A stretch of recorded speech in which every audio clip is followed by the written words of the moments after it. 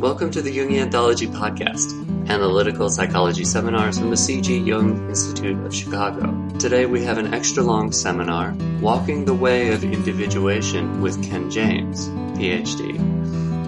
This episode is the first 100 minutes of the seminar The Path is the Goal, Walking the Way of Individuation. Any regular subscribers to this podcast by now know that we've been on hiatus for about 3 months. I didn't make an announcement beforehand. We're always busy in the spring because we have our Founders Day Symposium, and there's always a lot to do leading up to that. And after that, we started doing some work on our website, and we're doing a whole remodel, so that's also been what I've been working on, and I haven't had time to make a podcast. But here it is. So thank you for your patience, and I hope you enjoyed today's seminar. Jung called individuation the method by which a person becomes a separate unity or whole. In Jungian psychology, individuation has sometimes been called the goal of the analytic process. This terminology can be misleading since individuation is not a product, but a process by which we are engaged throughout our lives. The mysterious process of individuation is the focus of this course. Engaging lecture and reflections on Jung's collected works provide an understanding of the nature of individuation as well as ways to enhance and foster that process. It was recorded in 1997.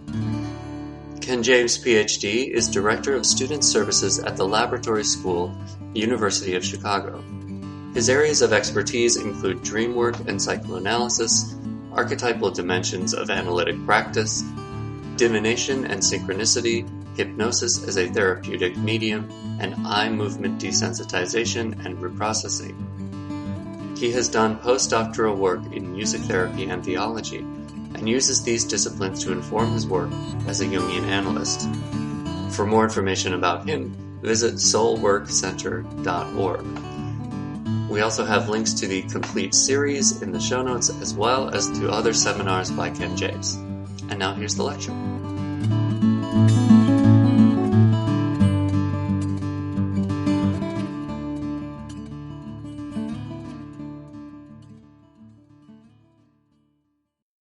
The topic for this course is, I think, the most important one in Jungian psychology, and that is individuation.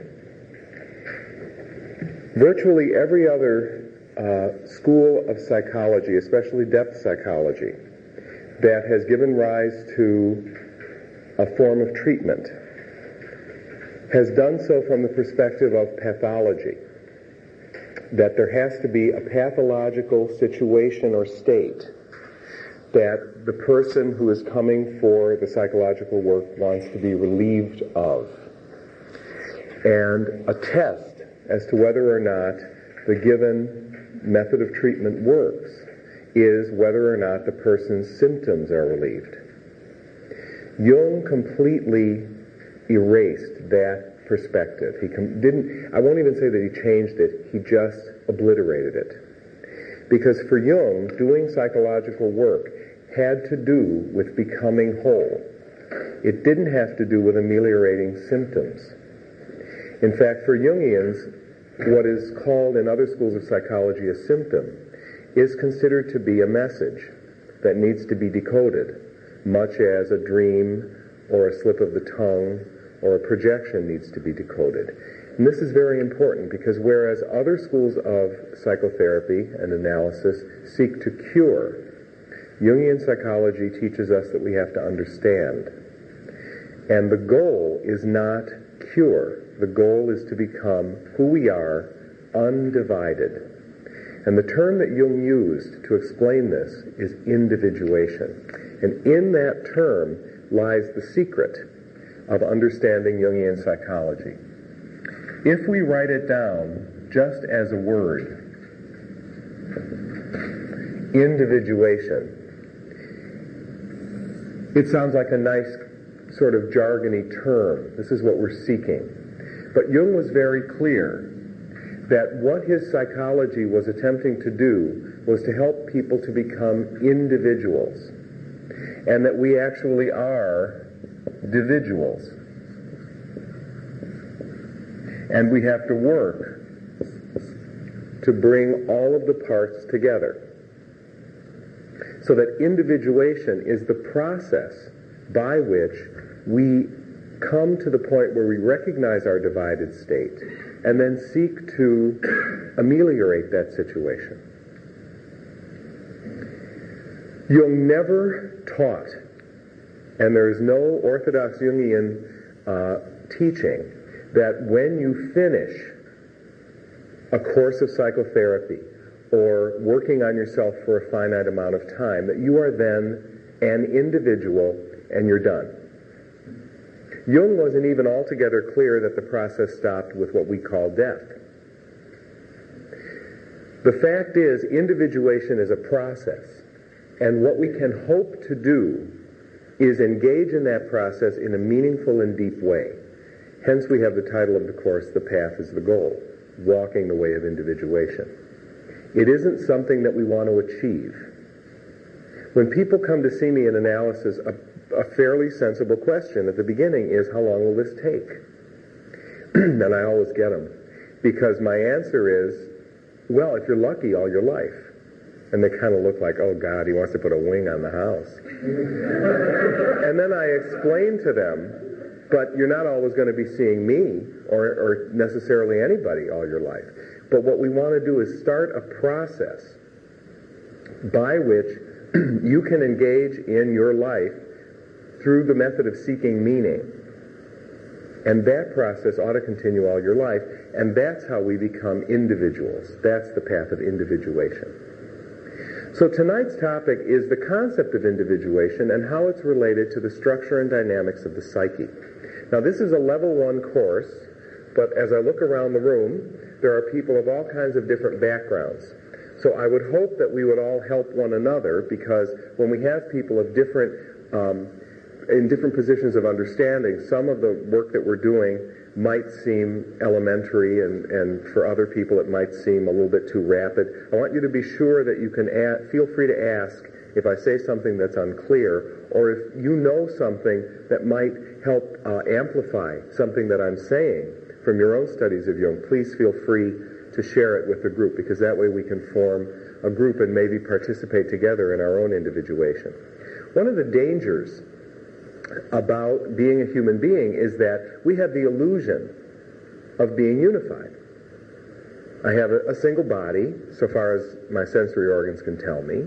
I have a name, and pretty much, except for nicknames or variations on it, everybody calls me by my name. And there's a lot, I live in one place, and I kind of do the same thing day in and day out, and there's people who know me, and I relate to them. And all of this contributes to the illusion that we actually are a single person. We're one person. Because everybody seems to relate to us that way. The fact is, my relationship to my life is more like episodes in a TV show than it is one continuous line. I drop in, like every Tuesday night at 6:30. And get the latest installment, and then I'm gone. And that happens a lot, and that happens to all of us.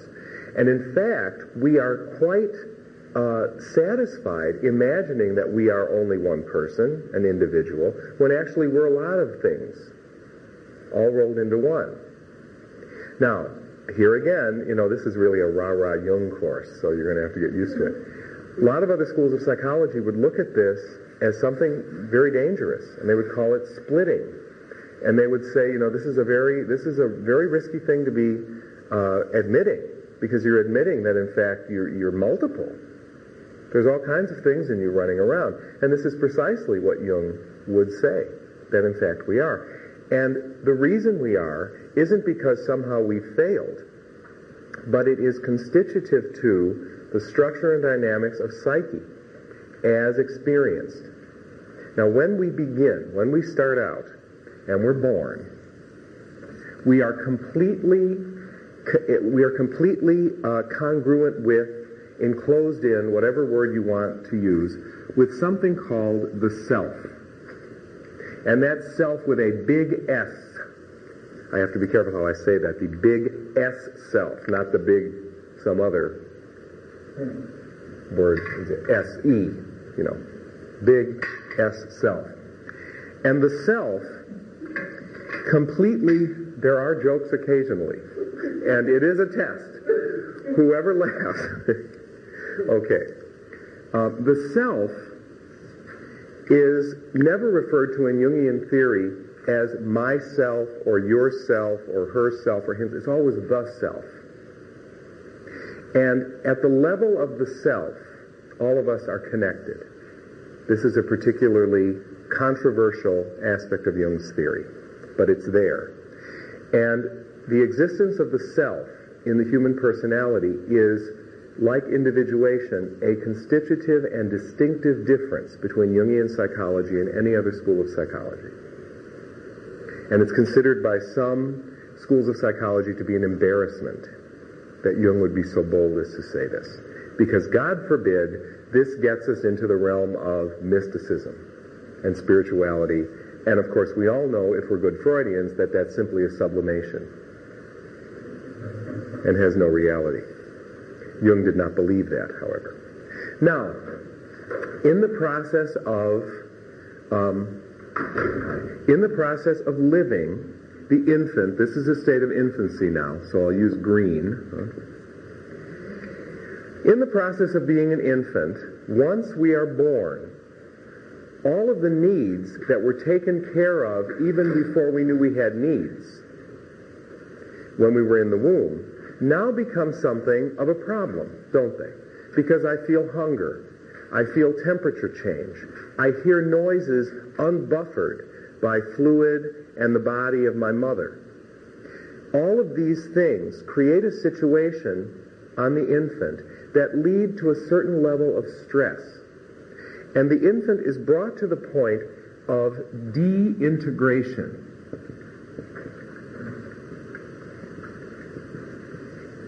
Now, this is not to be confused with disintegration, which is a pathological developmental process. De-integration is not pathological. It's the way things are. Because no matter how good our parents are, we, as infants, are going to sense the hunger, sense that it's a little bit too cold or a little bit too hot, sense that we're wet or need to be changed before our parents. So there will be a span of time when we will begin to feel that we're falling into disequilibrium or we're beginning to de-integrate. And gradually what happens is this sort of heavenly containment within the self begins to break down. And the self, instead of remaining nice and closed, gets little breaks in it. And little bits of the self ping out. Okay? And these are called de-integrates of the self. So, these are the de-integrates of the self. Now, everybody has to go through this. So there'll be little bits of the self popping out for various reasons, okay? All because the infant experiences, wrong color. The infant experiences that the homeostasis is somehow being disordered. It's somehow being threatened. What the infant, of course, doesn't realize, and what many adults don't realize, is that we have the capacity to reestablish this homeostasis. So there's a little bit of stress, and that leads to de-integrates. Now, these de-integrates are what crystallize in the deep psyche, or the collective psyche, as archetypes. And archetypes is another one of those terms that we find in Jungian psychology, and it refers to organizing principles deep in what is called the unconscious. The archetypes take many forms and have many images, and every mythic system and every religion that we have knowledge of is an attempt to express a particular understanding of the archetypes. but they are only archetypal images. The archetypes themselves are much deeper and cannot be imaged. And these archetypes, or deintegrates of the self, become part of our hard wiring.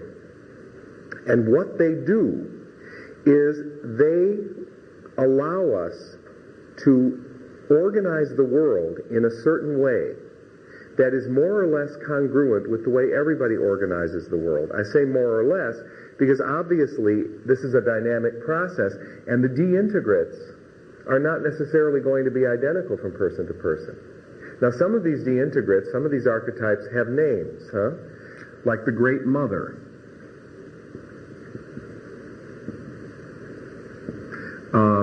Another one would be Shadow. Another one is Animus. We'll talk about these terms. But the point is that even though we all sort of have the same set, they're not all going to have exactly the same quality. So that each of us will be actually experiencing a world that's slightly different. Yes? When you said this is becoming part of our hardwiring, are you just using that metaphorically, or is it something of the neural? I wouldn't go that far. Because we don't have the capacity to do that kind of research. But there's enough that Jung spoke about metaphorically, for example, about chemical changes, that we're now able to understand actually has a biochemical basis as well, that I wouldn't be surprised down the road if we didn't discover, but we're not prepared to say that just because of the state of our knowledge. But the fields of psychiatry and neurology do show that there are now biochemical and structural correlates to Jungian things, and I wouldn't be surprised eventually if we didn't find that for this too. And don't worry, we're going to put this in a geographic model too, so we're just now beginning to talk about why it is that we end up being all a piece, rather than being together or completely individual. Now, in addition to this happening at the level of the self, the child, as it exists in time, is beginning to get personal experience. And this personal experience has to be organized in some way. This personal experience is usually feeling toned in nature, especially in infancy. Because what hits us as infants has to be something that matters, and we're not going to notice it. As adults, this changes because we have concepts about good behavior. But an infant doesn't. It just knows, does it hurt? Is it pleasant? And so the infant organizes its world according to feeling toned sets of ideas and images. Now, these feeling toned sets of ideas and images, I'll use green here, are over here in personal experience. So here's one, here's another one, here's another one. And gradually, these feeling-toned experiences are going to be related to one or another of these archetypes. And we begin to get certain predispositions for experience. We lose our openness to experience. Now, these things that sort of are related to the archetypes are called, in Jungian theory, complexes. And a complex is a feeling-toned set of ideas and images with an archetypal core. Now here again, this is a major distinction between the way complex, the word complex, is used in Jungian psychology and the way it's used in other schools of psychology. And it is ironic that other schools of psychology use the term complex to mean a pathological state or a condition that needs to be gotten rid of, because that's a total distortion, and it isn't even true to the fact, historical fact, that the term complex originated with Jung. And that was the one thing after Jung broke with Freud that Freud was willing to admit did come from Jung. There was that one thing that Jung did that was good, and it was to develop the complex theory. So complexes in themselves are not pathological. Complexes are the way our personal experience coagulates relative to the archetypes that are in a deeper layer of psyche, the collective layer of psyche. Now, not only are complexes not pathological, although they can lead us to pathological or negative behavior, not only are complexes not pathological, we couldn't live without them. Now, I was in college during the 60s, and that was the time, among other things, when everyone was into self-actualization. And the psychology of Abraham Maslow, which is a very sophisticated and sound psychological theory, was really, everyone loved Maslow. And I remember there'd be these movies about what it meant to be self-actualized, and I guess what it meant is you get this dreamy look in your eyes and give flowers to everybody. This was the 60s. I never made it, and I thought I was failing. Because, you know, there were these bliss queens and bliss kings walking around, and I'm just trying to put my socks on. Well, what I discovered when I discovered Jung was that that really would be a shame. If we would be so psychologically whole, whatever that means, that we would lose even our complexes. We would become like hands without fingerprints. You're not able to pick things up. There's no distinctiveness to it. And I think we've learned over the past 30-some years that that really probably isn't the way we want to go. But that was an idea, and that contributed to the idea that if you have complexes, or if you project, you're projecting like that's bad. Yeah, I'm living. You know, I'll probably project even after I'm dead. So this in itself is not a problem that I'm projecting. Believing the projection is the problem, not the projection. Now, another reason why complexes are not in themselves pathological is this. After the self kind of spurts out all these deintegrates, there's still going to be something left.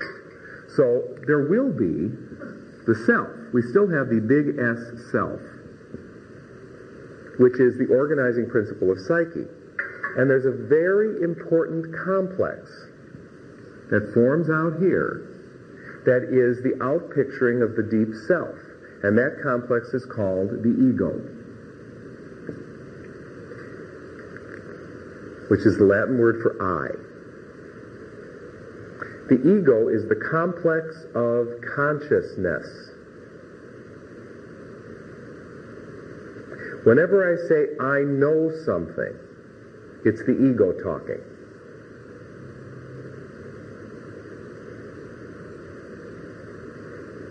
And the archetypal core of the ego is the self.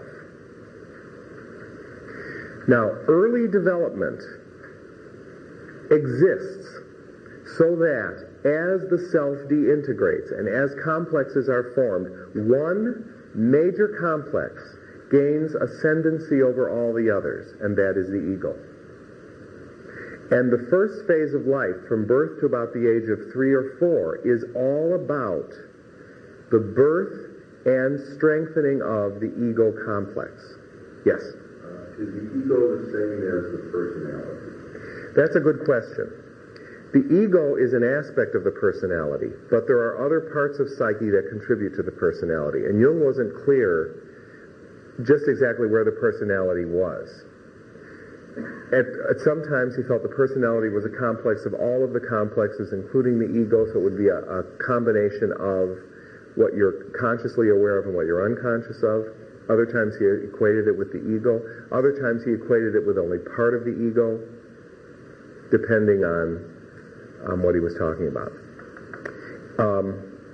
And there is no required reading for this class, but if you look at the bottom of the syllabus, Memories, Dreams, and Reflections, which is Jung's autobiography, and then Volume 7 in the Collected Works, 2 essays in analytical psychology, are very good to read to answer these sorts of questions, where he talks about things like the mana personality and what does that mean.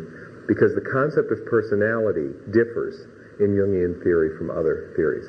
So much so that there are some textbooks on personality theory that don't even include Jung in the index, which I think is kind of goofy. But we will have more to say about that also as the course goes on. The whole early period in the child's life is all about creating a strong ego. So that gradually out of all of this muck comes the ego.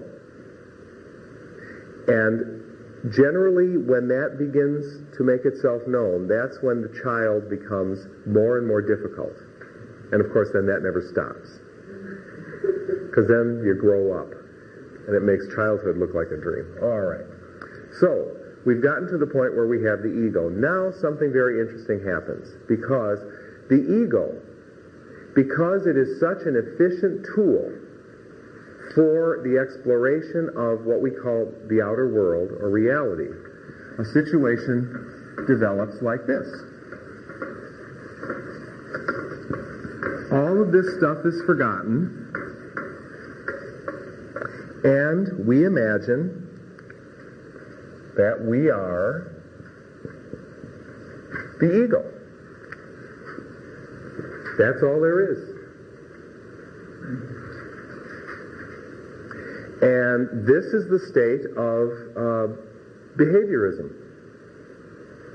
They wouldn't use the word ego, but it's the idea that what I'm aware of is all there is. What I'm conscious of. The illusion, of course, is that the ego is constant. And Freud made a mistake. I called Jung Freud. Freud sort of fell into this error in a way, because in Freudian theory, the ego is a structural aspect of psyche. In Freudian theory, psyche breaks down into three parts: the ego, the id, and the superego. And the ego is a structural part of psyche, meaning it's a given that it will be there. In Jungian theory, this is not so. The ego is constructed. It's a complex. The ego has the illusion of unity. It has the illusion that it's all there is. When in fact, the ego comes and goes. Yes? What the developmental stages that people have, Piaget or whoever, certain things have to be met at certain stages? Piagetian theory is a theory of the coming of age of ego. That's what I'm Right. asking. Yes. Even though Piaget was well grounded in Jungian theory, and Piaget actually, his first analyst was Sabine Spielrein, who analyzed, among other things, with both Freud and Jung. So, history of Jungian theory is a rather interesting, if checkered, field. Same with, Erikson, not quite as much as Piaget, because Erikson was building on Freud.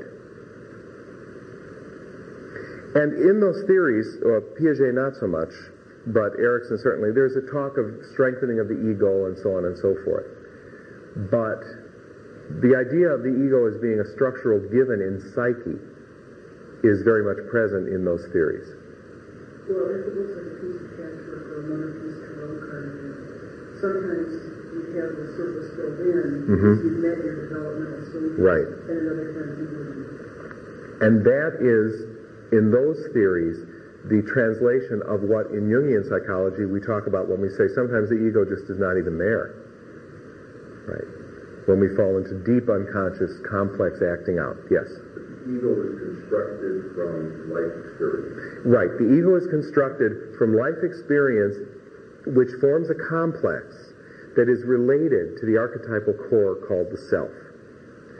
The constancy of the self and the centrality of the self in what is called the collective unconscious, and we'll get to that in a moment, is mirrored in outer conscious life by the ego.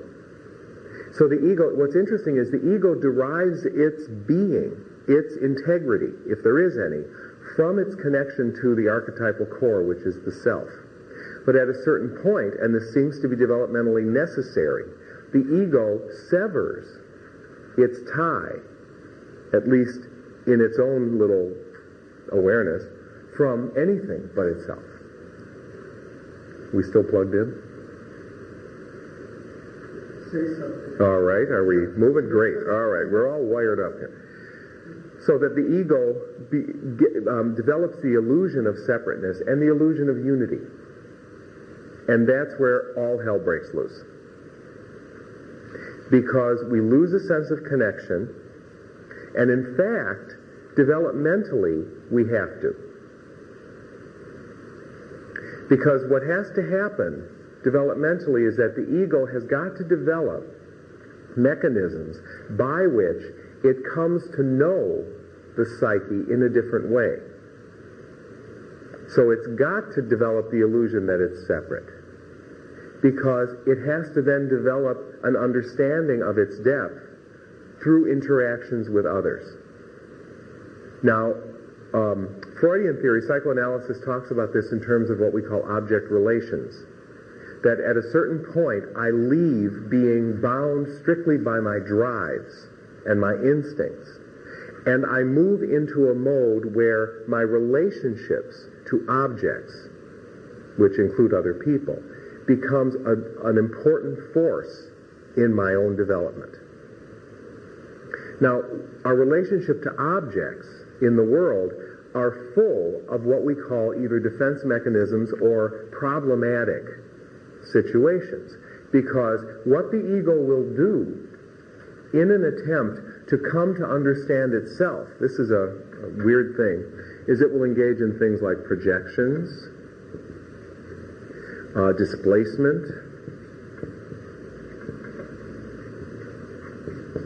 These are all defensive mechanisms of the ego, ways that the ego defends against things, but in so doing actually puts itself in touch with things about which it has convinced itself doesn't exist.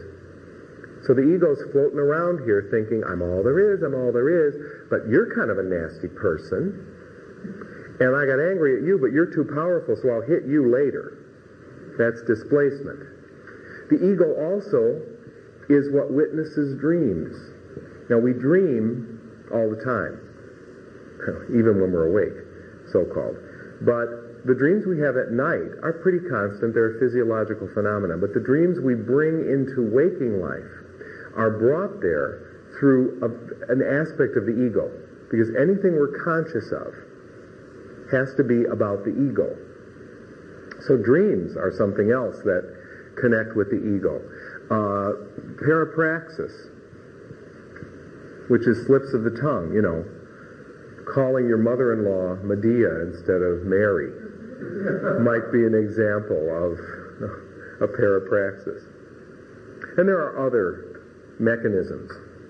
Now, here again, these mechanisms, which are evidence of our individual state, because if we were truly unified with our core, these things wouldn't be possible. But as evidence of our individual state, not our individual state, we engage in all sorts of games like this. And we do it because psyche wants to be known. And if we have made the decision to think we're all ego and there's nothing else, then psyche will have to do something to make itself known. And human beings being what they are, psyche will have to create problems, because human beings tend not to notice anything else. Yes? Why is it that we have to discover these times? What is it that's motivating the ego to separate from its core? That's a mysterious fact. It seems to be part of the human condition. It's mirrored in the writings of mystics. It's mirrored in various schools of psychology. It seems that we have to separate from the self and develop a false sense of autonomy so that we can willingly reunite. So that's what Marie-Louise von Franz would say is a just so story. We have to. We might imagine it would be better if we didn't, but I think if we didn't, something would be lost. And maybe after this class, I don't know how familiar you are with Jungian theory, but Jung addressed this issue of why does this have to happen through a consideration of the book of Job. And he wrote a paper called Answer to Job, which is it's a paper, but it's actually the size of a book. And among other things, one of his conclusions is that the divine, which in psychological terms would be the deep part of psyche, needs our individual experience as much as we need the divine. So that in fact, through my life, through your life, through everyone's life, the deep collective unconscious becomes changed, augmented, modified, enriched. And so because of that, there seems to be this inborn need to do this. Various other schools say very similar things about what human life is about. We have to create vibrations that feed the moon, for example. Might be one way of looking at it in some esoteric teachings. But the fact is, Jung is very clear that the life of the ego, the human life, my conscious life, has a purpose. Not just to do good for others, that's important, but it actually enriches the collective unconscious from which it springs. Yes? In the psychological approach, is the divine equivalent to self-reliance? Yeah, I'm going to answer your question this way.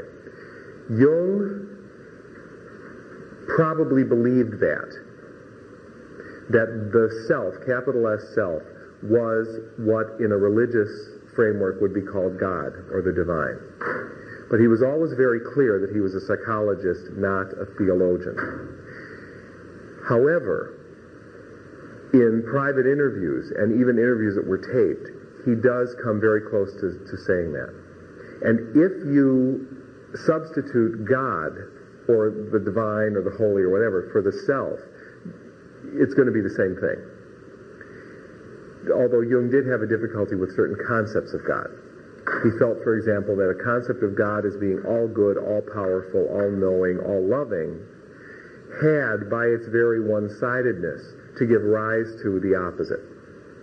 Because if God is too light, then you're forced to postulate darkness as some other principle. And Jung felt that led to a great deal of difficulty. But you're not going to be far wrong if you make that link up. Now, the truth of the matter is that the ego really doesn't just exist by itself. But we usually have to experience a certain amount of suffering before we're willing to admit that. We sure do. We really, suffering. We should have a course in suffering. It gives rise to wisdom. The wisdom tradition in Scripture is the result of suffering, not the result of pleasure. You don't get wisdom at the height of Solomon's reign. You get wisdom 5 generations into the exile in Babylon. Very important. I don't like it either. I mean, I might not like the rules by which we have to play, but, we're here. So kick the ball. Okay. Now, in the course of its development, if the ego isn't too defended, like most of Western psychology, I love being able to editorialize, and nobody yells. If I do this at the university, they get very upset.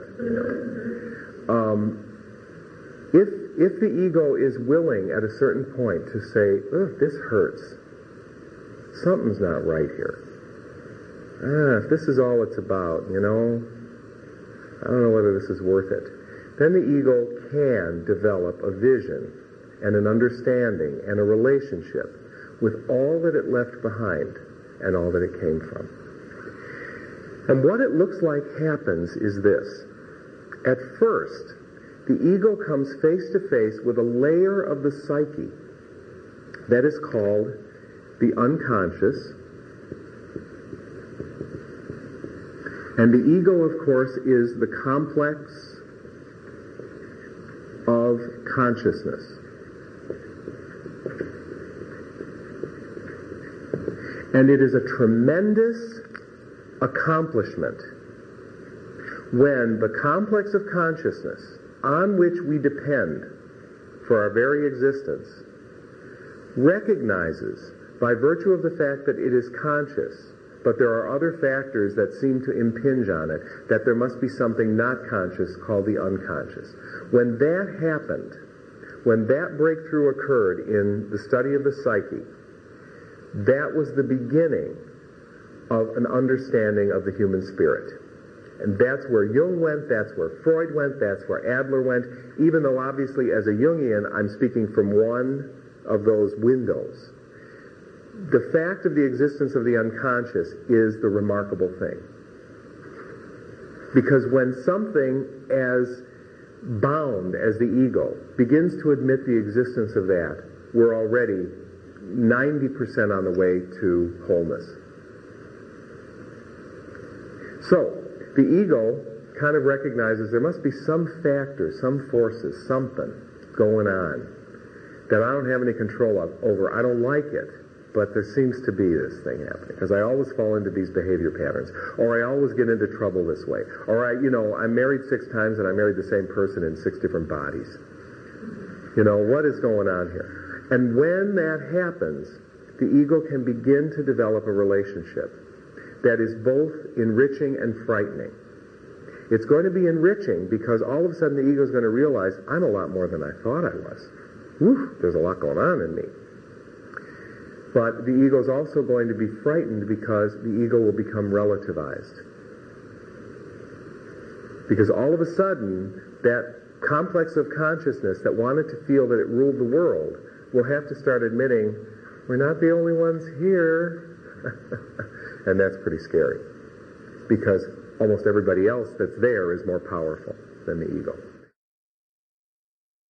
Okay, now the unconscious is full of, as we spoke before, complexes. And everybody's got them. And complexes, as we spoke before, are based on personal experience. And the content of a complex, in large part, is composed of material, images, feelings, thoughts, that the ego at one time had awareness of, even if it's just a blip of an awareness. But then it got thrust down, to use this geographic metaphor, thrust down into the unconscious because the ego simply couldn't deal with it all. So that things that we think we've forgotten actually are just repressed because the ego can't continue to entertain awareness of that. So all of these complexes, this is complex 1, complex 2, complex 3, we can have an inferiority complex, we can have a mother complex.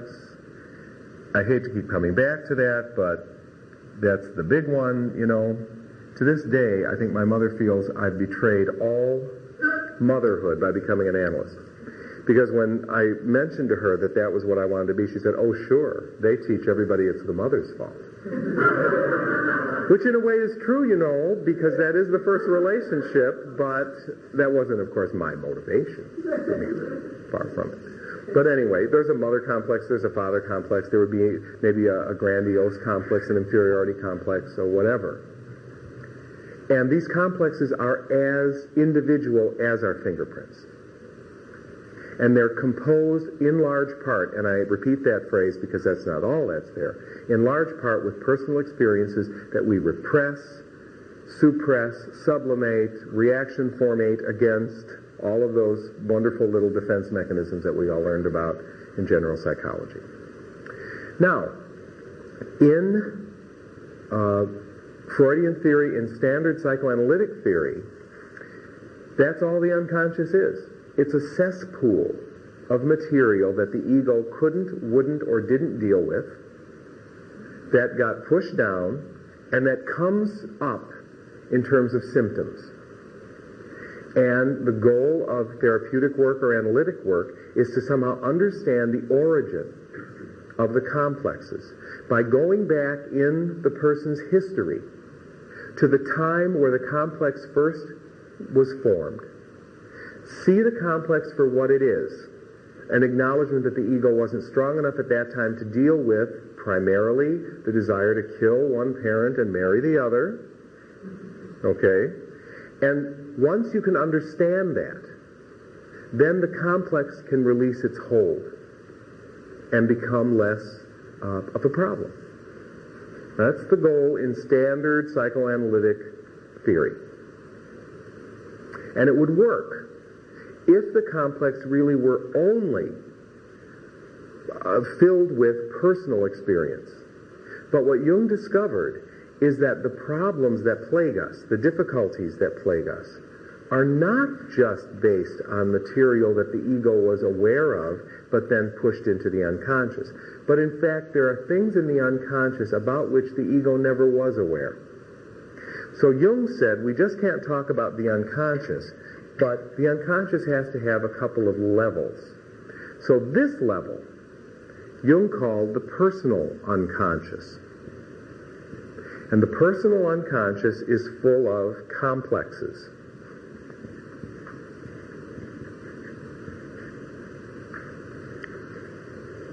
But underneath, and again, we're using a spatial model, there's no underneath necessarily, are all of these de-integrates of the self, all of the archetypes, and I'm going to use even a different shape for them so that there's no mistake. And the archetypes seem to be, in a way, precursors of egoic experience and precursors of complexes. And they're precursors of egoic experience because, first of all, the ego itself is built on an archetype. But also, they're precursors of egoic experience because they are the de-integrates of the self. And the self is prior to the ego. And this layer of the unconscious, Jung called the collective unconscious.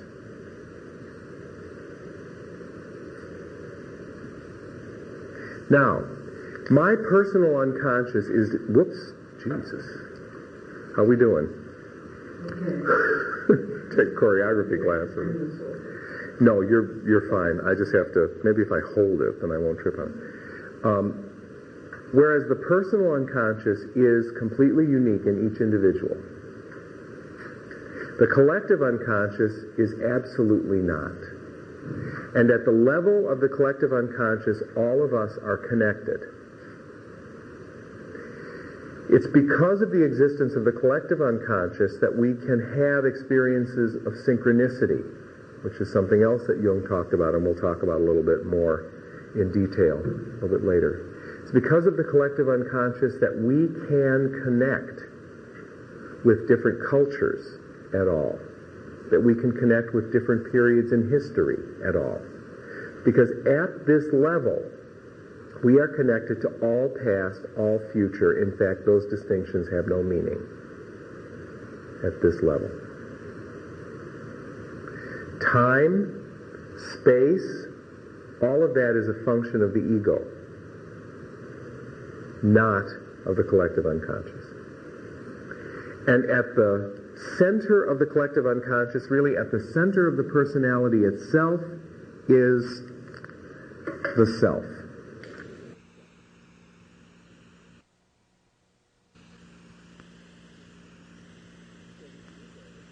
So the ego, you see, wants to be the center of the world. What it's really doing is unconsciously mirroring its archetypal core, which is the center. Yes. Oh, yes. Right. Right. Psyche would include all of this. Yeah. Yes. You're going to get to the paradox real quickly. If you trace Jung's writings on the self, you'll find that it ends up being as mysterious as Nicholas of Cusa, who said God is a circle whose center is everywhere and whose circumference is nowhere, or the other way around. But because what is posited of the self is so large, it's impossible to contain it. Because it both encloses all of our experience and is prior to all of our experience and is ulterior to all of our experience. The self is first cause, final cause, initial cause, material cause. I mean, no matter what system, Aristotelian, Platonic, whatever, the self has a place in it. And it's problematic from the point of view of Western psychology to have such a thing. Which is why no other school of psychology in the West even comes close. Jung first wrote about the self, and first used the word self, in a monograph that he wrote in 1926, which was a commentary on a Chinese alchemical text. Jung was very excited by the translation of this text called The Secret of the Golden Flower. And when Jung read it, he saw in it something that allowed him to understand something about the way the psyche worked that he had not found in his studies of psychiatry and psychology. And when he wrote the commentary on The Secret of the Golden Flower, and this is still available today, both the commentary and the work itself, that was the first time in print that he used the word self and spoke about the self. Yes? I'm sorry. That's okay. I'm going back a couple of steps before you throw in the personal encounter. Yeah. And the ego was just there, and you said the ego gets to a point where it says, this is not all there is. Mm-hmm. Theoretically, how early in life could that occur? Depends on when you first notice the pain.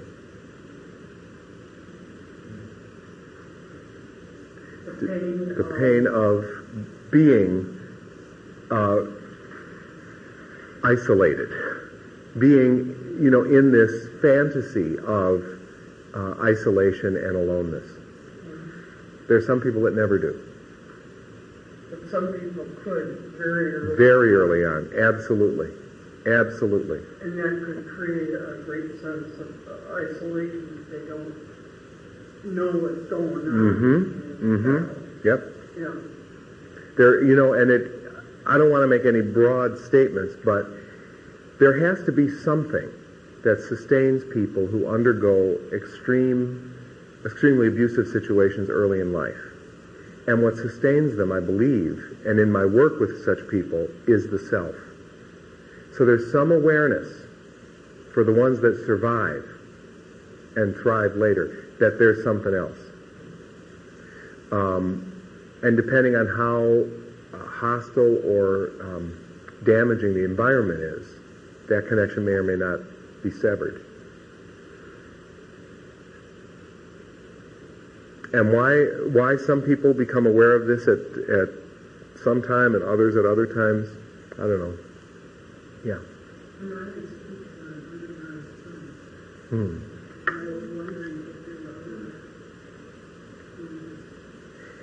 Every religious tradition has something that reflects this structure in some way. And that's really miraculous to me because the traditions are all so different. And Jung was not interested, and neither are Jungians, in reducing all religions to a single religion. Because they're all different maps. They're mapping the same territory, but they're all different maps. And the maps are colored as much by the personal experience of the culture. So, these activities where we take, this goddess is this goddess, is this god, that'll work sometimes.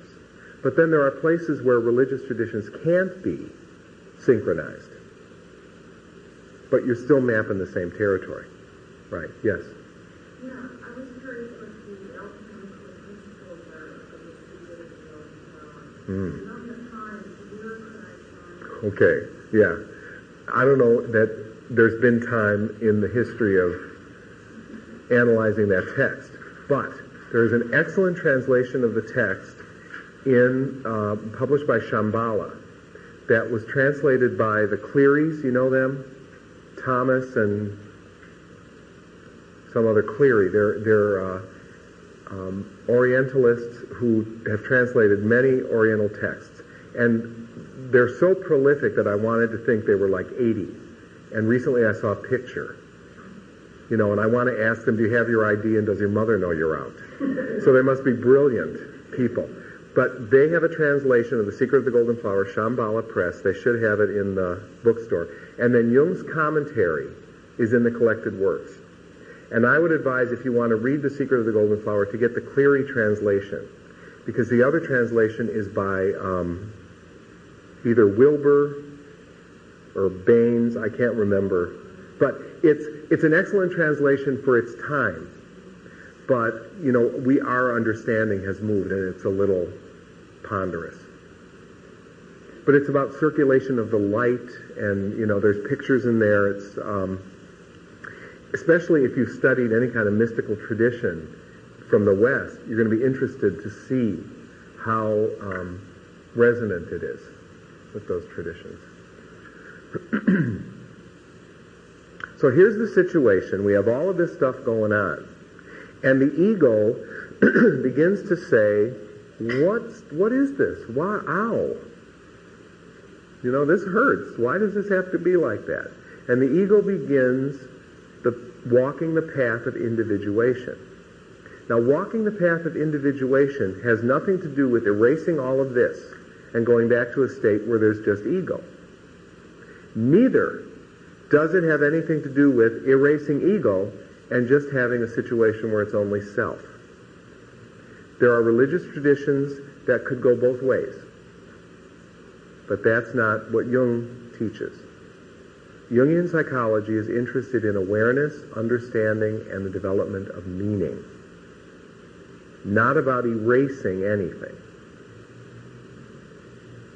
So when people say, well, I just want to be over with this complex so it never bothers me again. Okay, we can get you to the point maybe where it rarely bothers you, but we're never going to erase it. And if anybody tells you they can, run the other way. Because they can't. There might be some factor of healing within the psyche that could do that. But that isn't something that another person can promise you. But what we can promise is awareness. I remember when I was in my first analysis and there was a point where I was certainly becoming aware and things weren't real wonderful. And I remember saying to my analyst, I'm doing all this work, I'm not happy. And my analyst said, I never said anything about happy. We said conscious, not happy. And that was a big lesson for me. I didn't like it, but it was a good lesson. Because happy, what's happy? You can get happy in a bottle. But conscious is something else. And if you can get conscious, then you can stop a lethal event before it goes too far. Happy, sometimes you can't. So, what we can do is develop consciousness, and we begin to develop a relationship between the ego and all of the layers of the unconscious. Now, how do we do this? Yes? Could you be more explicit on what you mean by how we develop consciousness? Yeah. We develop consciousness by becoming aware of how unconscious we are. We develop consciousness by waking up, sometimes only for this little bit, to the fact that we have just been acting out of a complex. Right. We become conscious when we look in our date book and we say, oh, I'm meeting Joe for lunch today. I hate him. Who made this appointment? And we realize we made the appointment, but a different part of us made the appointment.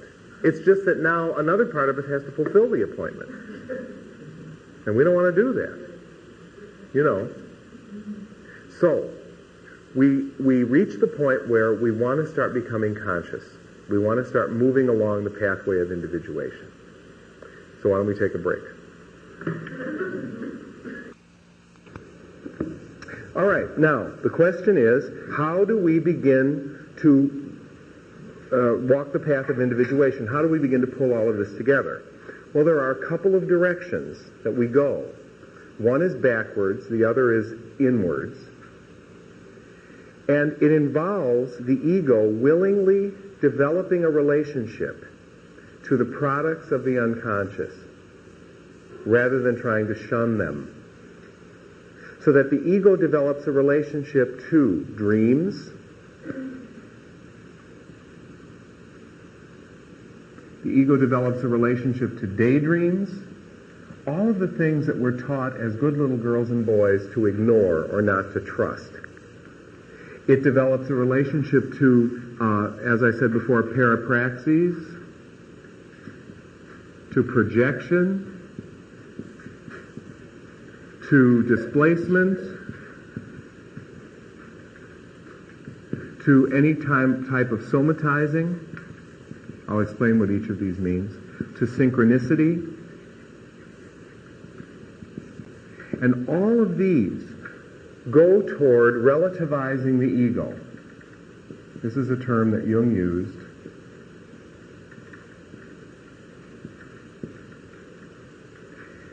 Putting the ego in its place, in a positive sense. Now, I have an interesting story about that word, relativize the ego.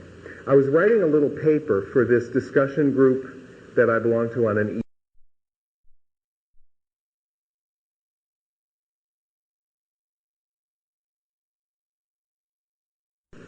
Well, when the person was putting it together for publication, their spell check must have done something, and instead of relativize the ego, they wrote down revitalize, which is the same letters, only changed around. And I liked it. I never bothered correcting it. Because that really is what relativizing the ego does. It revitalizes it. It brings new life. Because the ego lives for a good time thinking, it's all up to me. And at the moment when it makes this brilliant deduction that it's really not all up to me because I'm not all there is here, in fact, I'm a fairly insignificant part of what's here, it becomes revitalized because it's like it's had all of these savings accounts accruing interest for years and years and years. And now it found all the past books. And it has to go back and get the interest and the principal. I should have had an MBA. I like it. Okay. Now, we have all of these, and it really involves taking all of these seriously. And these, as I said, are all the things that we would like to dismiss. Dreams, they're epiphenomena. It's just something that happens when you sleep. Yes? Sometimes when they talk about newly emerging archetypal patterns, something people are aware of because of the reverse enhancement of the self via the ego theory. I mean, like the ego, personal experiences, how that impacts the archetypal. Yeah. And the archetypes can shift. Shift, change, there are, we're not getting into a lot of the controversies, but one controversial area is, do we all have access to the same archetypes? And that's, I don't know how you answer that one, but I think the newly emerging archetypal patterns is precisely about this. If people live their experience consciously, that consciousness goes in just as it can come out, and I think can reorganize the structure of the collective unconscious. But not everyone believes. That is generally the hallmark of feminist Jungian theory, in particular. The idea that conscious experience can reorganize this heavily patriarchal, because if we look at the myths of the world, they tend to be heavily patriarchal. A lot of that is an accident of history because the non-patriarchal stuff either wasn't written down or was burned.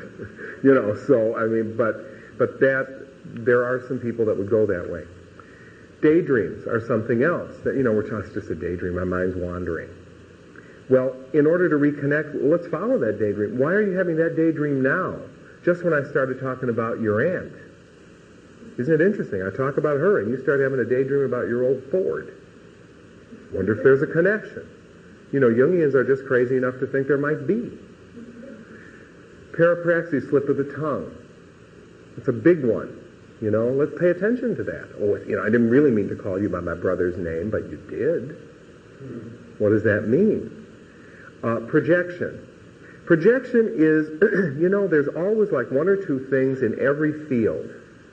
I think the hologram is in physics. Everyone thinks, oh, the hologram, what a wonderful thing. Now I know all about physics. And people pick up projection. And they say, oh, projection, oh, that's wonderful. I know all about psychology. And they use projection like it's a bad thing. Oh, you're projecting. That's right, I'm not dead. I will always project. That's kind of the way we're made. The key is not believing the projection, and the key is projecting in a relationship that has enough trust that you can work the projection out. See, if you say to someone, you're projecting, I'm never going to talk to you, you've just lost a tremendous opportunity for both of you to become a little more conscious, not only of the projection, but more importantly of each other. Because, oh, you're not going to wear that mask. Oh, well, then I guess I better figure out who the hell you are. And we become, that's what intimacy is about. We get closer and closer to who the other person is through projecting and then taking them back, and projecting and taking them back. Yeah. Yeah, I had another interesting experience there because somebody projected something and asked what an interesting comment for you to make. And right away they said, what an interesting response for you to make. Like, you see what I'm saying? Mm-hmm. So that kind of left it closed to go in deeper. Right. Because it was tennis. Yeah, that's the basic, right. Verbal Yeah. volleyball. Right. Or Right. So I guess that's giving the information right there, right? That's right. Yep. Don't keep going to a dry well. That's the information.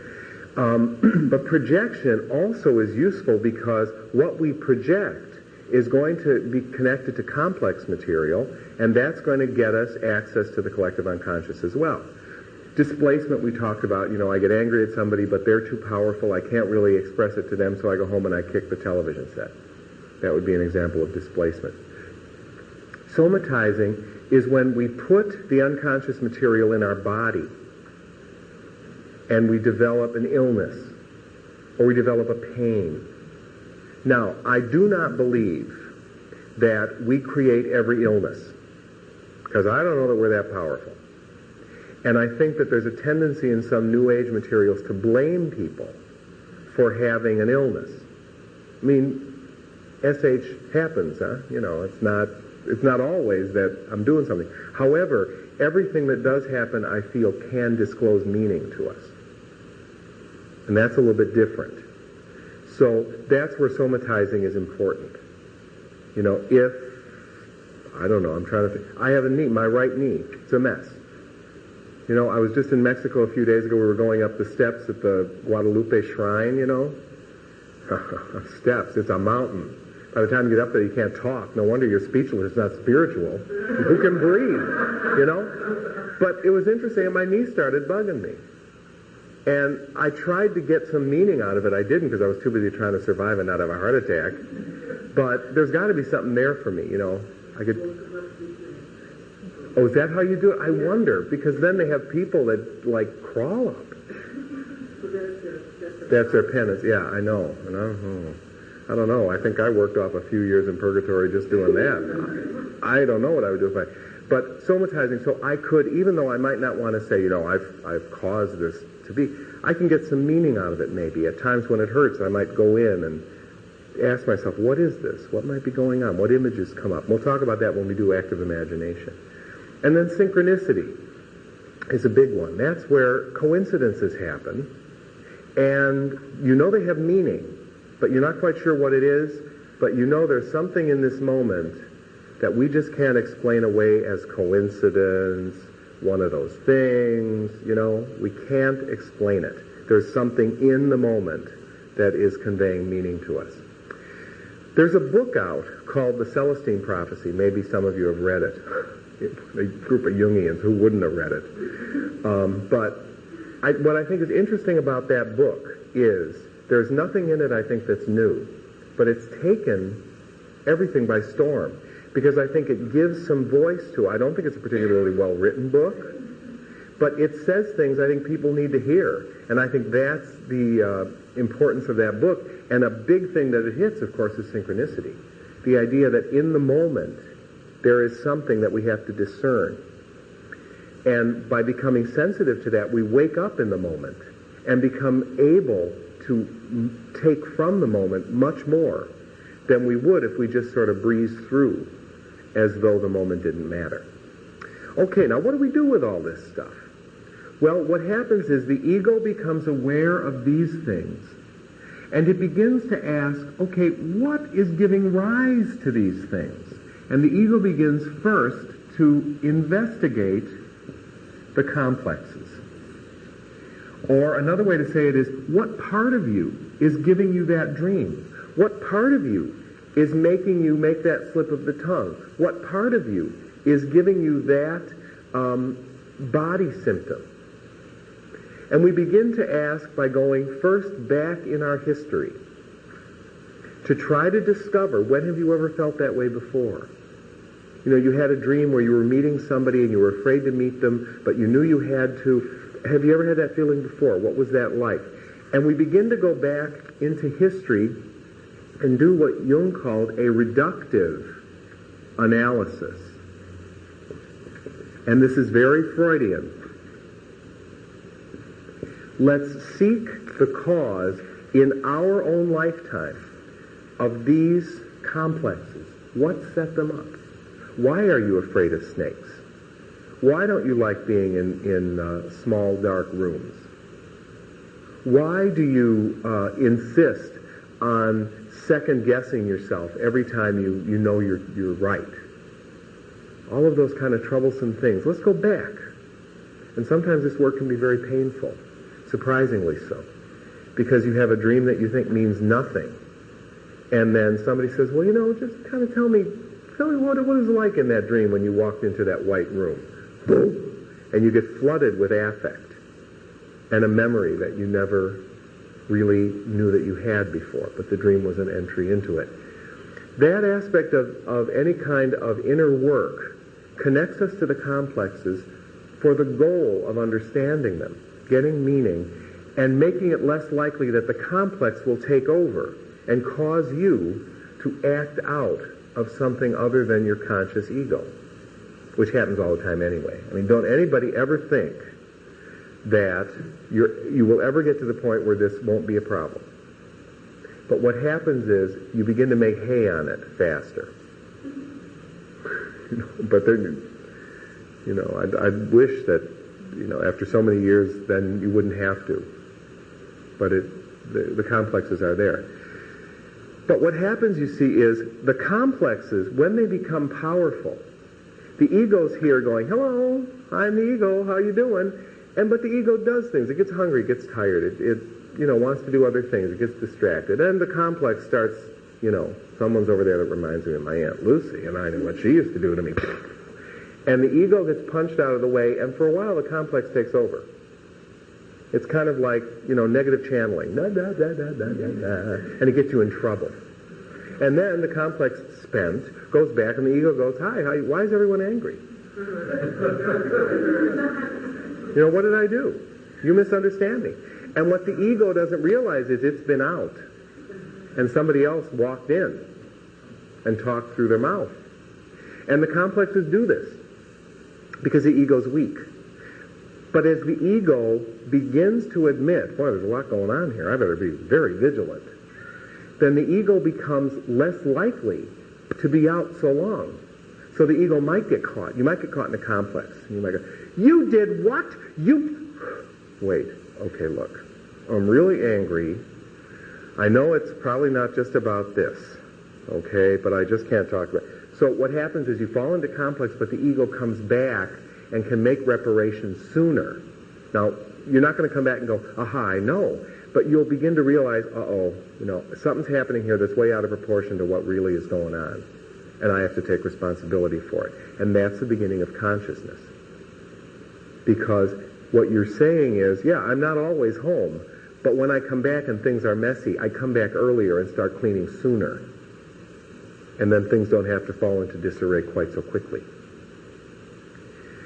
Now, we begin to work on complexes in the personal unconscious, and that gets us somewhere. But there's a certain point where you have to ask, is this all there is? Because why these complexes? Why are they so powerful? I mean, surely if I go through one more time the story about how my mother left me locked in the backyard next door and wouldn't let me out because she didn't want me to play anymore, I will vomit. And I'm not getting anywhere.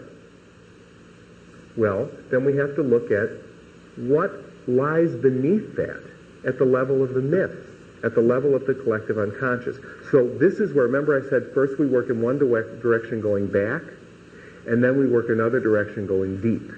And the going deep is where we take these very same bits of material, but instead of just stopping at the complex, we then say, and this complex is related to what? Archetype.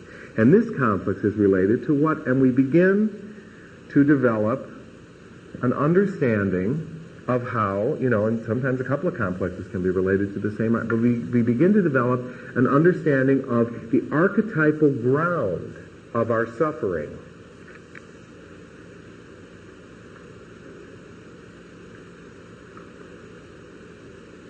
So that not only do we reduce the complexes by going back in our history, but we also do what Jung called amplification.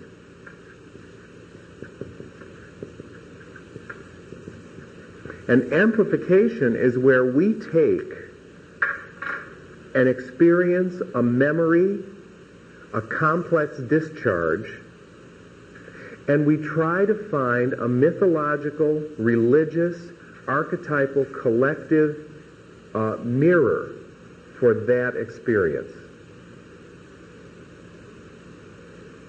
So if we always find ourselves, for example, desperately in need of serving the mother, then maybe we need to look at some of the myths of the Great Mother. What are we caught in?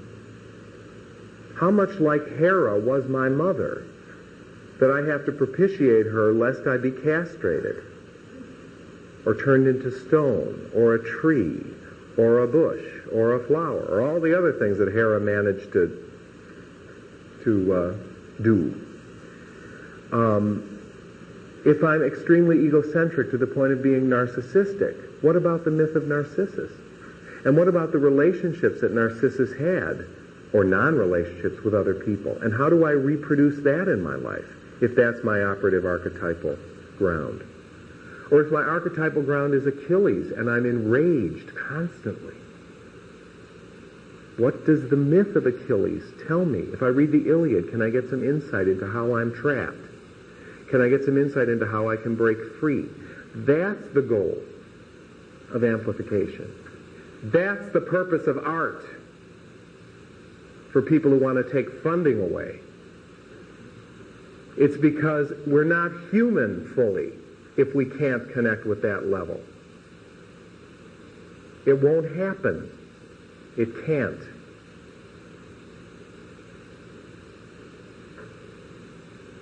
And you can go the other way, too.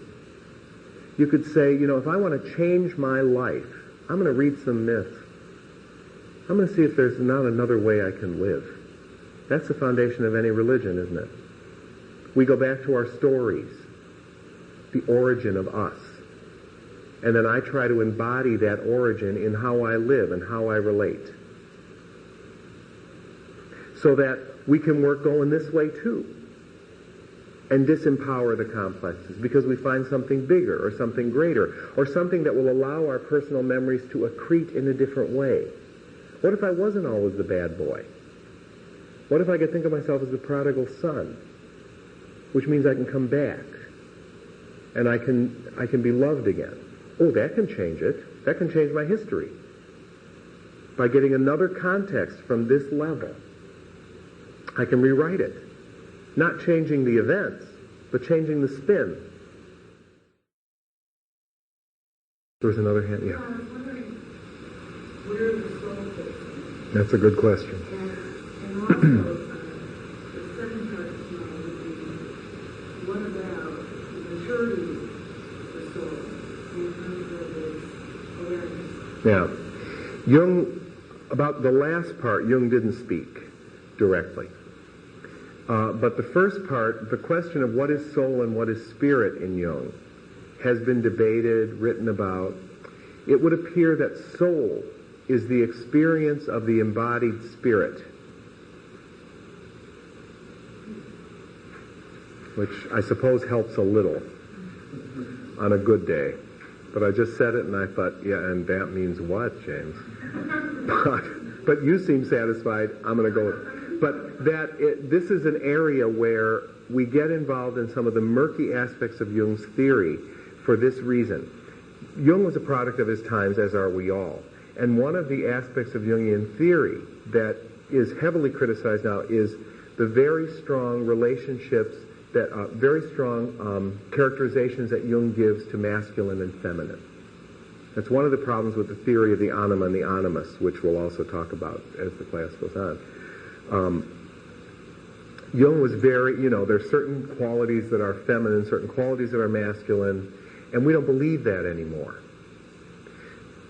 At least not as strongly as he did. And one of the things was he wrote in some places that spirit is masculine and soul is the feminine aspect of that. And right, it's building from that, exactly. But what happened is there was a tendency in Jung's writings to concretize that in a way that many of us are uncomfortable with now. So that's why the question of soul and spirit is a problematic one now. It wasn't necessarily problematic for Jung because he wrote from a tradition that was very comfortable assigning gender roles to those. We're less comfortable. So that's why it's a problem. But in terms of the age of the soul, I don't think Jung said anything directly. Certainly not in his writings, although he talked about a certain perspicacity of soul, a certain quality of perceptiveness, but I think he would probably relate that more to his typological theory than to any idea of an old soul. Yeah. I think he discussed it, as a possible explanation because it is an archetypal interpretation of experience, but he never came down hard one way or the other. He spent so much of his life fighting his Christian roots, and especially his father complex, that as embodied, his father was a minister that had lost his faith. All of this is in Memories, Dreams, and Reflections, which is why it's good to read that, because you realize Jung was writing a theory to save his life. That was why he did his work. But Jung was very connected. There was a tendency in Jung to be heavily Christian, even though he tried to break out of that. And at one time he did say it's impossible for someone truly to change their religion. What they can do is get other perspectives. But a complete change he felt was very difficult, if not impossible. And that also is a product of his time because there was the East and the West, and it was very different then. But I don't want to lose my train of thought, short though the train may be. Soul, spirit. It's not there yet. Yeah. Where's shadow? Shadow's down here. Yeah. All of those will... I'm sorry, where's what? Myths, thank you, right. That myths can help us amplify what's going on down here. I would say if I had to say where's soul, where's spirit, I would do something like this, which is a big cop-out, but I want to include the whole thing. Mm-hmm.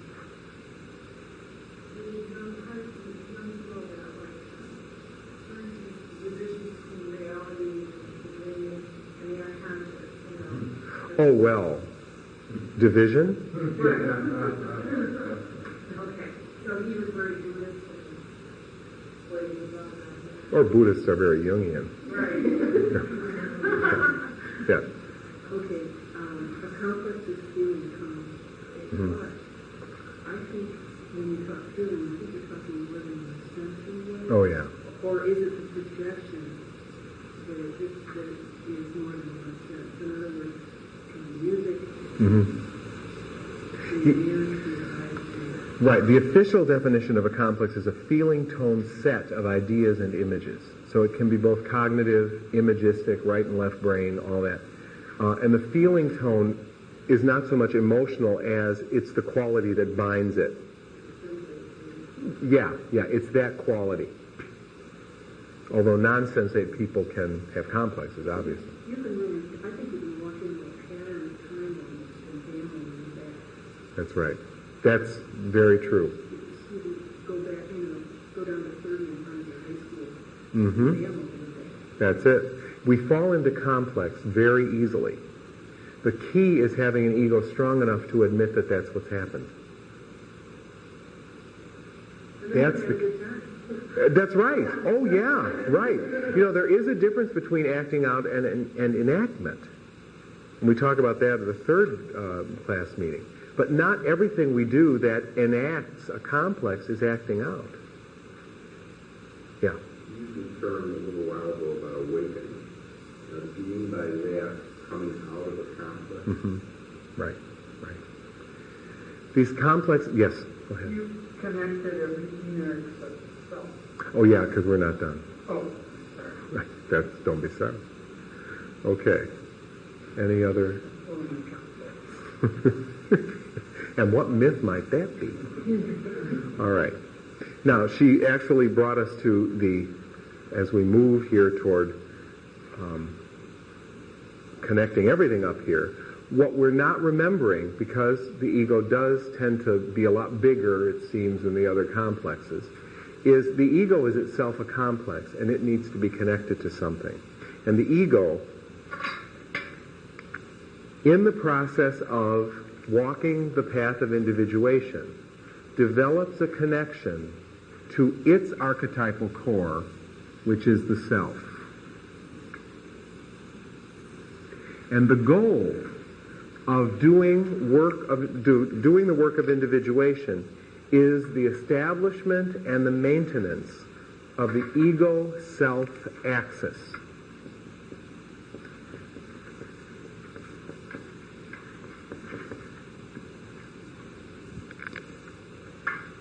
The goal of Jungian work is the establishment and maintenance of the ego-self axis. That's the ultimate relativization of the ego, and also the ultimate revitalization. Because the ego once again reconnects with its source, but does so consciously. See, when we're born, the ego is engulfed in the source, isn't it? The ego, it doesn't even exist. All there is source. And then the ego breaks free, as do all the other deintegrates of the self, and sort of thrusts itself on the forefront of everything. I'm going to run it now. I'm the ego. And when I establish my ego, I imagine I have an identity. I have unity. I am an individual. And all I am is a cork floating on the ocean, going, I'm all there is, I'm all there is, I'm all there is. And sooner or later you get wet. The unconscious comes up, and you realize what's going on. And then the ego has the opportunity to cease being isolated, to cease this illusion that it is, in fact, a unity. And it begins to realize how it's a broken bit that has the potential for reuniting. And that's what all of the work is about, is establishing and maintaining. Now that's important, because it isn't a once and for all thing. When you reconnect the ego to the self through the ego-self axis, it's not like, whew, that's done, let's go have a beer. There's constant work that needs to be done to maintain that connection. And there are times when, you've all felt it, the ego wants to act as though, damn it, there weren't anything but me. We've all felt that, right? Some religions would call that sin. In analytical psychology, we just call that acting out of a complex. We really have no use for sin. What we have a use for is consciousness. But it's the same deal. It's when you act as though you were not part of the whole. When you act as though all there is the ego, then you get in trouble. Mm-hmm. But let's say some babies come from the past. Yes. So death comes from they get knocked out of the glass with a car accident or something like that. But it's very hard for them to do the reconnection. It's sort of floating. Or you get thrust so deeply into it that it isn't a matter of developing the connection as it is redeveloping a sense of separateness. See, relationship, yeah, you get the dynamic. Relationship is what we want, not merger and not total separateness, but relationship. Because to the extent that I am embodied and I say my name is Ken, I am not the self. But when I start to think I'm all there is, I'm in big trouble. Now, there are experiences in our lives, and you've talked about them, the border experiences. Birth, death, love are the big borders in human life. They thrust us deeply into this. So it isn't so much that we're separated from it as we're so immersed in it, there is no relationship anymore. And little by little, we work our way out, and if we're lucky, we can begin to value what it is we've experienced. And valuing includes mourning. Because mourning, in a sense, is valuing an experience and, giving it its true value, telling it its true worth. The true worth of this loss is such that I must mourn, that I must grieve. And that's as important as rejoicing. But it involves a relationship, not an immersion. And everyone in here, because if you live longer than 5 minutes, you experience profound loss. Everyone in here has experienced a profound loss. And don't you remember how maybe 2 or 3 years down the road after that loss, it could wash over you like it was just yesterday, and sometimes you feel more about it than at the time it actually happened? Because what happens when a severe loss happens is you're thrust so deeply into the material that there is no experiencing of it. There's only a being in it. But with the distance of time, which is a function of the ego, you begin to gain that distance, and then in the relationship to it, it hits you. And that really has more to do with making this connection and living it than anything else. What about other egos in relationship to others? Right. Let's see if we can't put that, because of course there's me, there's you, there's those guys over there. And what we try to do, of course, is connect this way. But what we also have to realize is there's a lot of other connections going on, which leads me to another famous Jungian diagram, which, if my media would do it, well, I can erase this now, right? Just so pretty, but I'll erase it. Okay, because that question is very important, because it shows how little there is to this thing that we have called privacy. Privacy is really an invention of the ego, and it's a fantasy, but it's an invention of the ego so that we can get up out of bed in the morning and go to work. Because if we really felt fully the truth about privacy, or the lack of it, we'd all be so embarrassed we'd want to crawl under a rock. At least the ego would. Some of these are jokes. I hope people are laughing. You get real nervous when you're serious. Okay. Here we have me and you. We're two egos, huh? Now, in our ego fantasy, this is what relationship is. There's me and there's you. But there's all kinds of relationships here. First of all, I know that me has an unconscious. And you have an unconscious too. And if we do our work and we walk on the path of individuation, we want to establish this kind of relationship. So while I'm relating me to you, I'm also relating me to my unconscious, and you are relating you to your unconscious. But there's more. I have a certain insight into your unconscious. And your unconscious has a certain insight into me that you're not conscious of. And vice versa. My unconscious has a certain insight into you, and you have a certain insight into my unconscious that I don't know about. So far, so good, but here's the really scary part. My unconscious can relate to your unconscious, and your unconscious can relate to my unconscious, and we're both unconscious of it. And that's the one we don't like, because that's the one that says we're all connected at some level all the time. And when you suffer, I suffer. And when you thrive, I thrive. This is the biggest problem in getting people to understand what it means to be connected to the unconscious and trying to individuate. Because what it means is we have to recognize that we connect with people in ways that we don't even know. And in ways that they don't even know. And at that level, we're at a very dangerous place when we start talking about mine and yours. You know, and you know those, you're all psychologically astute. Now, is this my stuff or your stuff? If you could figure that one out, Ani, you'd be God.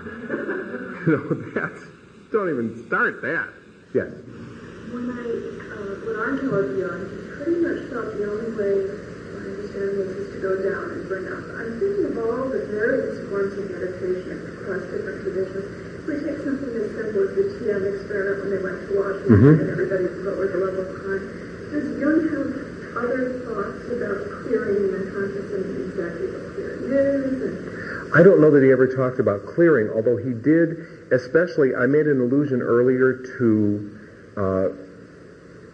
Jung was preoccupied with certain things, at least up to Freud's death. Freud's death, because Freud really took a great deal of Jung's father complex through projection. Jung projected it onto Freud. And there really is a marked contrast in Jung's writings prior to Freud's death. And I always get this wrong. Freud died in either 37 or 39. I know it's an odd-numbered year toward the end of the 30s, whichever one it is. After Freud's death, Jung began to publish his writings on alchemy. Prior to that, I think Jung was still very, very invested in letting Freud know, I'm just as good as you. Maybe, although Jung would, at that point, his own school of psychology had taken, was doing fine. But I think there still was this, I still want to be part of the fold. I still need to prove that what I'm doing is part of psychoanalysis. With Freud's death, he was released a little bit from that. And he starts writing about alchemy.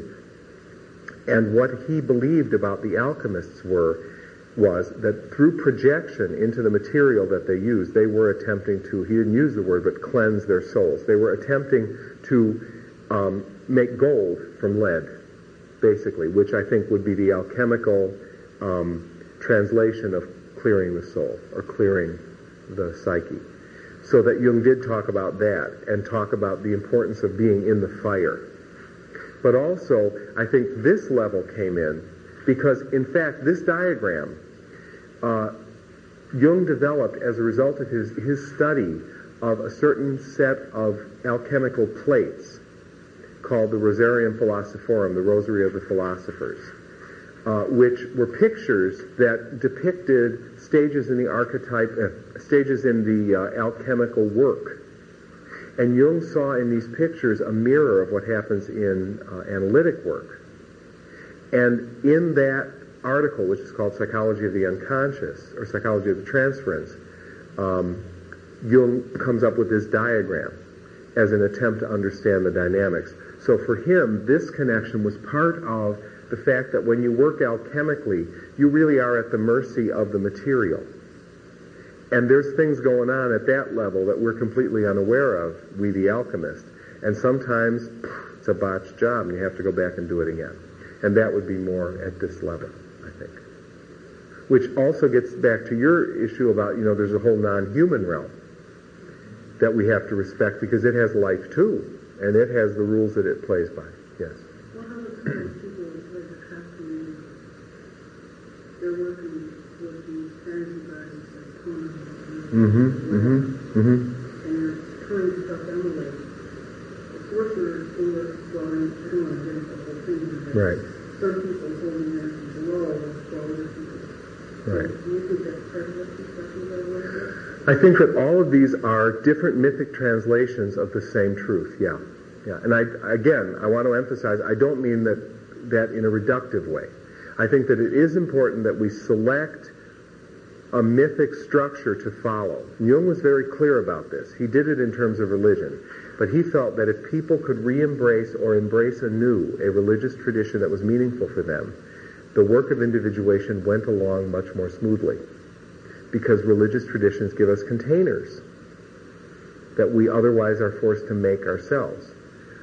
But that would also be true of any mythic. So it isn't that I say, well, they're all sort of mapping the same territory, so you don't need them at all. Quite the opposite. Because they're all mapping the same territory, you need either once and for all or at various points of your life to hook up with mythic or religious traditions that name your experience and contain it so that you can further the role of, or the activity of individuation. Yes? But you have to be very careful with that, and you can join the heaven's gate. Yes, that's right, you can. By looking into something. This work is risky. Yeah. Absolutely. It's risky. Things. Right. I And don't want to say that. no, you're saying it. But also living as though this dimension didn't exist is lethal and off base too. And I mean no disrespect, I think it's very sad that those people died. But there's a lot of people walking around that are living dead because they don't have any connection to this dimension at all. And it's dangerous. It's very dangerous because, and there are certain cautions that you can give people. If anything becomes a cult of a person, you're in trouble. And that's just one little, But the fact is, life's risky. And living life at this dimension is very risky. But most people, when they embrace looking at things from the point of view of individuation, have realized the other way is even riskier. Because the emptiness that faces you, if you think this is all there is, unless you're Peggy Lee and can make a lot of money on that song, you have got to get something else going for you.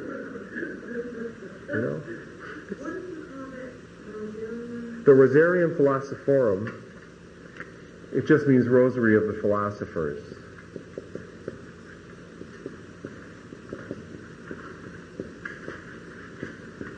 Which is a series of 20 pictures.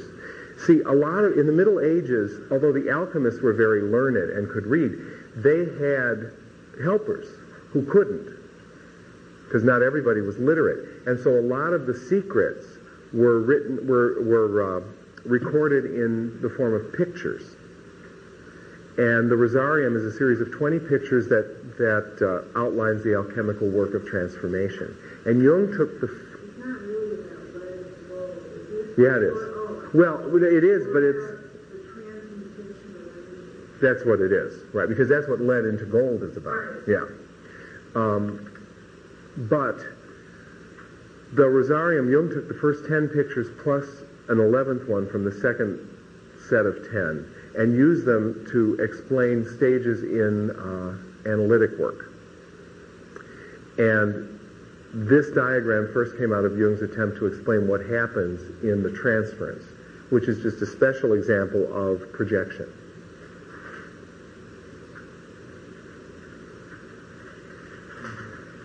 And this is in volume 16 of the collected works. It's a chapter in volume 6. Well, it's a chunk of volume 16. I just want to go back to what you said was the goal of Jungian work, the establishment and maintenance of self-access. Right. In your experience through Jungian work, are there people who have been able to do that? Sure. To establish and maintain it, yes. Which would mean to have a kind of self-awareness in every moment. No. Not in every moment. No. I misunderstood you. There are people who establish and maintain it, but it's not constant. It can't be. So we keep drifting off. That's right. Sleep. Exactly. Right. Right. And that, I think, is also an honest aspect of Jung's theory, that he really never anywhere made the statement that you do this and once and for all it's done. And I think that's very true. Is that consciousness essentially the moment when you have an insight? Yeah. It's a moment when you're fully present in the moment. And you don't need a lot to make you want more. That's the key. Because those moments of awakening they sort of store energy almost. And they give you a taste for it.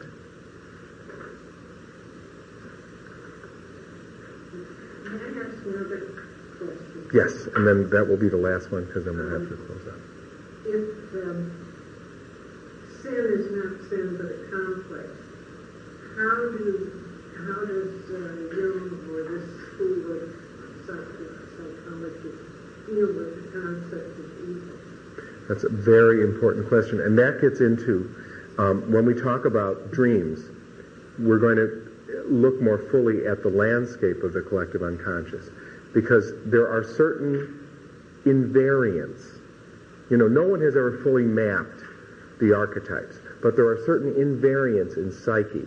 The shadow, the persona, the anima and the animus, and the self are 4 invariants in psyche.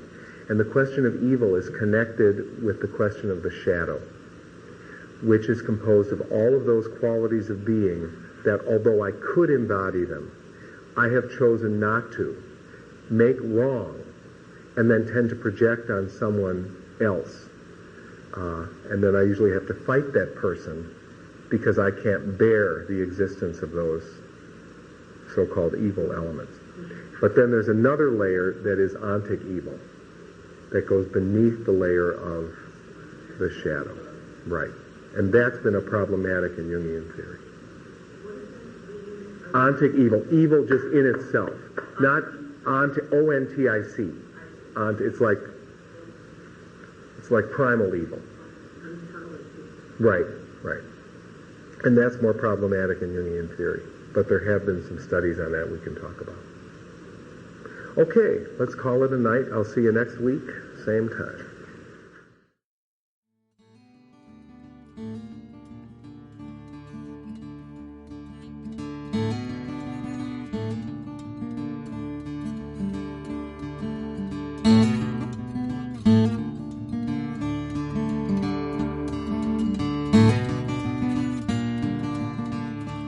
This podcast is distributed under a Creative Commons Attribution, Non-Commercial, No Derivatives license.